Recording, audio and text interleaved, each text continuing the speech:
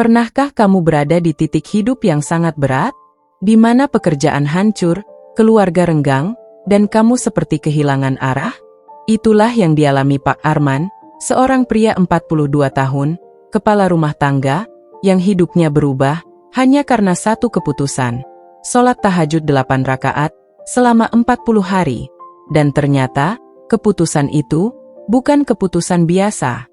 Itu adalah awal dari keajaiban yang bahkan tak pernah ia bayangkan. Bismillah walhamdulillah, jika video ini muncul di beranda kamu, ini adalah petunjuk dari Allah kepadamu. Setidaknya tulislah sholawat kepada Nabi Muhammad SAW dalam komentar. Insya Allah bisa jadi bukti kecintaan kita untuk mendapatkan syafaat kelak di akhirat, dan semoga diijabah semua doa dan keinginanmu. Assalamualaikum warahmatullahi wabarakatuh. Teman-teman, syukur alhamdulillah kita bisa berjumpa lagi di channel ini. Sholawat dan salam selalu dan tetap tercurahkan kepada junjungan kita, kepada Nabi besar Muhammad SAW. Allahumma sholli ala Sayyidina Muhammad wa ala ali Sayyidina Muhammad. Harapan dan doa kita bersama, semoga kita semua diberikan kesehatan, dilapangkan rizki, dan diampuni dosa serta dipanjangkan umurnya. Amin ya robbal alamin. Pak Arman dulu adalah pengusaha kecil bidang konveksi. Usahanya sempat maju, sampai pandemi datang menghantam tanpa ampun. Mesin jahit dijual satu persatu. Pelanggan sepi. Dan yang paling menyakitkan, istrinya mulai kehilangan kepercayaan padanya. Rumah tak lagi hangat. Anak-anak mulai menjauh. Ia merasa seperti asing di rumah sendiri. Bahkan sholat pun sudah tak lagi ia lakukan dengan hati yang utuh. Sampai suatu malam, ia duduk termenung di teras rumah. Jam menunjukkan pukul 2.43 dini hari. Matanya kosong. Tapi di kejauhan, ia mendengar suara azan dari masjid kecil di ujung jalan. Bukan azan subuh, tapi seseorang sedang membaca sholawat dan memanggil orang-orang untuk bangun, tahajud. Ia pun membuka ponsel, dan secara tak sengaja, muncul sebuah video. Sholat tahajud 8 rakaat, rutin 40 hari, bisa membuka pintu langit. Kalimat itu seperti mengetuk jiwanya. Malam itu juga, Pak Arman mengambil wudhu. Dengan tubuh yang kaku, dan hati yang berat. Ia berdiri di atas sajadah. Tangannya gemetar. Dadanya sesak. Ia tak tahu harus meminta apa. Tapi ia tahu, ini bukan waktu untuk ragu. Ya Allah, saya tidak kuat lagi. Tapi saya yakin, Engkau tidak pernah meninggalkan hamba-Mu yang mengetuk di waktu sepertiga malam. 8 rakaat pertama terasa lama. Bahkan sangat lama. Lututnya nyeri, air matanya jatuh tanpa bisa ditahan. Namun anehnya, ada rasa lega di akhir sujud terakhir.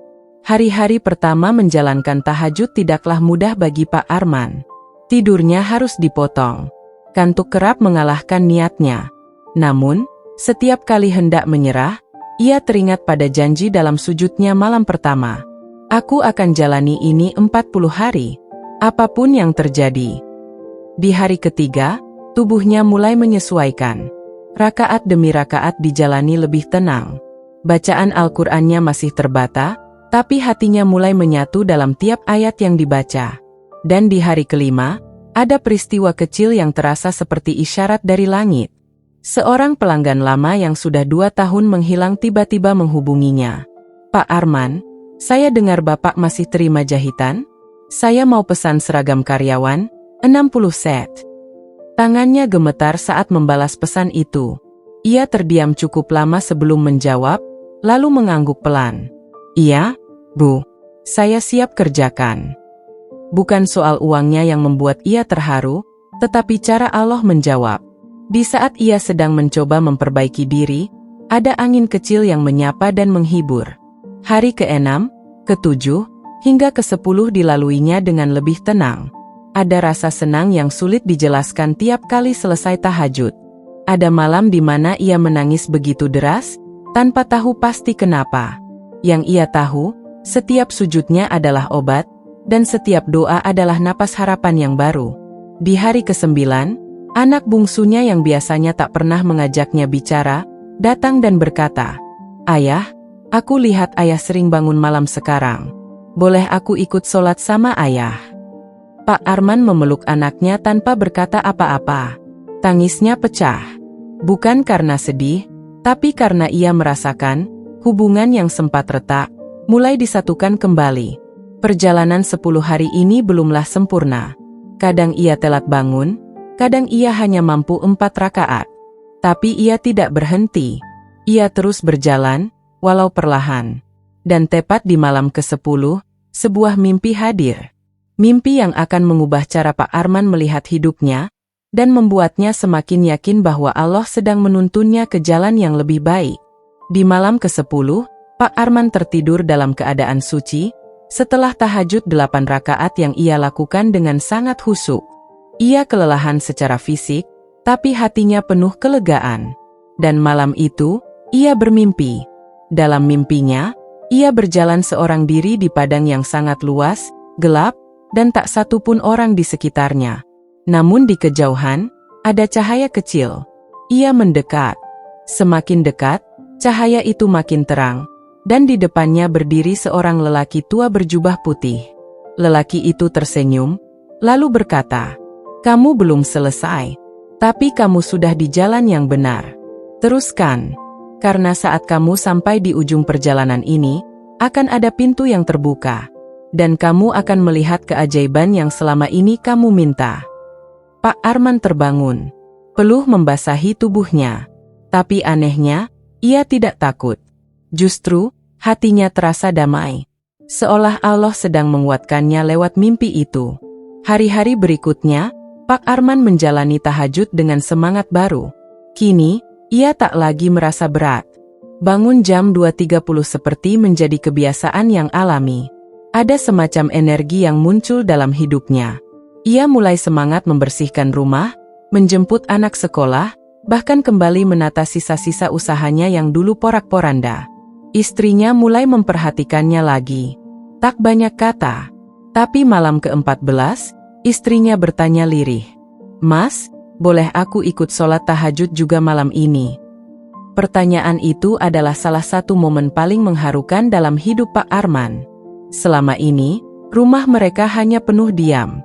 Kini, sunyi malam mulai terisi oleh doa bersama. Hari ke-18, keajaiban kedua datang. Salah satu temannya di grup alumni SMA tiba-tiba menghubunginya. "Men, gue lihat di status teman katanya kamu buka jahitan lagi ya? Kantor tempat gue kerja butuh seragam buat pegawai baru. Sekitar 100 potong. Bisa?" Pak Arman hampir tak percaya. Itu pesanan besar. Bahkan lebih besar dari sebelum-sebelumnya. Tapi lebih dari pesanan itu, ia tahu, ini bukan kebetulan.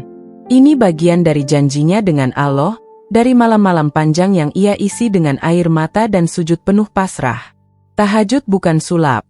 Tapi tahajud membuat hati Pak Arman tenang, membuat pikirannya jernih, membuat langkahnya ringan. Dari situlah perubahan mulai terjadi. Tuhan tak langsung mengubah dunia di sekitarnya. Tapi Tuhan mengubah dirinya lebih dulu. Dan ketika seseorang berubah dari dalam, semesta perlahan menyesuaikan. Ia tersenyum pada diri sendiri. Ini baru hari ke-20.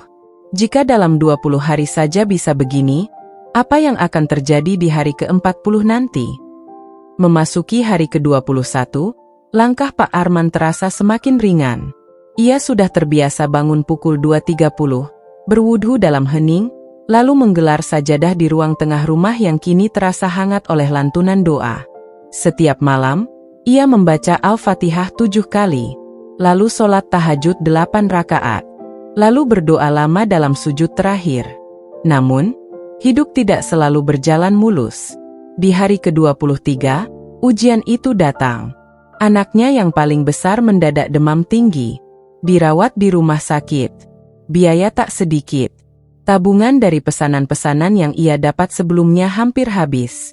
Dalam hati, ia bertanya, "Ya Allah, kenapa ujian ini datang ketika aku baru saja mulai bangkit?" Malam itu, ia tetap sholat tahajud. Tapi dengan air mata. Dengan keluh penuh harap. Bukan karena marah, tapi karena takut. Takut kehilangan. Takut tak mampu. Takut runtuh kembali setelah berdiri perlahan. Dan di sujud terakhirnya, ia tak bicara apa-apa. Ia hanya menangis. Lalu berbisik, "Jika ini bagian dari rencana MU, aku ikhlas. Tapi tolong ya Rab, kuatkan aku. Jangan tinggalkan aku." Hari ke-25, dokter datang membawa kabar baik. Anak Pak Arman mulai stabil. Demamnya turun. Diagnosa buruk yang sempat dicurigai, ternyata tidak terbukti. "Pak, anak Bapak hanya butuh istirahat dan nutrisi yang baik. Mungkin kelelahan karena sekolah." Pak Arman menunduk dalam-dalam. Dadanya sesak, tapi bukan karena sedih. Ia tahu Allah sedang mengujinya, tapi Allah juga menjaganya. Hari ke-27, seorang tetangga yang selama ini hanya menyapa sekilas-sekilas, datang menawarkan bantuan. "Saya dengar Bapak buka usaha jahit lagi. Saya punya teman yang mau pesan seragam instansi. Boleh saya bantu hubungkan?" Kesempatan demi kesempatan seakan datang beruntun. Tidak dalam bentuk hadiah mewah, tapi cukup untuk membuatnya tersadar. Allah tidak diam. Allah mendengar. Allah menjawab, lewat jalan-jalan tak terduga. Di malam ke-30, Pak Arman kembali merenung. Ia menyadari satu hal penting. Tahajud bukan tentang menghindari ujian, tapi tentang menghadapi hidup dengan tenang dan yakin.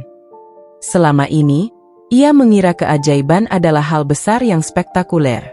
Tapi ternyata, keajaiban itu sederhana. Ketika doa dijawab, ketika masalah besar jadi ringan, ketika hati kuat di tengah badai, ketika cinta dalam keluarga kembali menyala. Dan itu semua lahir dari malam-malam penuh sujud. Dari tahajud yang ia tekuni, tanpa pamrih. Hanya berharap ridho darinya. Pak Arman masih punya 10 hari lagi untuk menyelesaikan janjinya. Tapi hatinya sudah merasa penuh. Karena kini ia tahu, tahajud bukan jalan untuk meminta dunia, tapi jembatan untuk dekat kepada Sang Pemilik segala. Hari ke-31. Malam terasa berbeda. Pak Arman tak lagi hanya seorang pria yang lelah mencari harapan. Ia kini seorang ayah yang hatinya penuh keyakinan, suami yang mulai dihormati kembali, dan hamba yang tak lagi ragu menyerahkan semuanya kepada Allah. Tahajud telah menjadi bagian dari hidupnya. Bukan kewajiban, tapi kebutuhan jiwa. Pagi setelah tahajud, Pak Arman menemukan amplop coklat di sela pintu rumah. Ia membukanya perlahan. Di dalamnya, surat keputusan dari bank. Isinya singkat. Berdasarkan hasil pengajuan ulang dan jaminan legalitas usaha, restrukturisasi pinjaman disetujui. Waktu pelunasan diperpanjang 2 tahun tanpa bunga tambahan. Tangisnya pecah. Ia teringat 3 bulan lalu, ketika hidupnya seperti reruntuhan. Tapi sekarang, reruntuhan itu sedang dibangun kembali oleh tangan-tangan tak terlihat. Atas izin Allah, lewat wasilah doa dan tahajud. Malam ke-40, setelah sholat tahajud 8 rakaat, ia duduk diam. Tak banyak kata, hanya pandangan kosong menatap sajadah. Bukan karena bingung, tapi karena penuh syukur. Tiba-tiba, istrinya datang mendekat dan duduk di sebelahnya. Ia menggenggam tangan Pak Arman, lalu berbisik, "Mas, terima kasih sudah bangkit. Terima kasih sudah ajarkan kami untuk kembali percaya pada Allah." Pak Arman tak bisa berkata apa-apa. Ia hanya menunduk dan menangis di pangkuan istrinya. Malam itu, bukan hanya sujud terakhir dari 40 hari tahajud, tapi juga sujud pengakuan bahwa janji Allah itu nyata. Dan siapapun yang sungguh-sungguh mencarinya, pasti akan dipertemukan dengan keajaiban yang tak pernah terbayangkan. Sahabat, cerita Pak Arman bukan sekadar cerita. Itu bisa menjadi kisah Anda juga. Bisa menjadi titik balik untuk siapapun yang sedang lelah, bingung, atau bahkan hampir menyerah. Mulailah dari 1 malam saja. Bangun, ambil wudhu, sholat 2 rakaat. Lalu ucapkan dengan hati penuh harap, "Ya Allah, aku kembali." Karena seringkali, perubahan besar tidak datang dari keputusan besar, tapi dari satu sujud yang tulus di malam yang hening. Jika kisah ini menyentuh hatimu, klik tombol like, tulis "Amin" di kolom komentar, dan bagikan video ini ke orang-orang tercintamu. Siapa tahu, malam ini mereka juga sedang butuh pelukan dari langit. Sampai jumpa di kisah inspiratif berikutnya. Channel Ryan Entertainment. Aktifkan lonceng notifikasi agar tidak ketinggalan cerita yang mengubah hidup. Wassalamualaikum warahmatullahi wabarakatuh.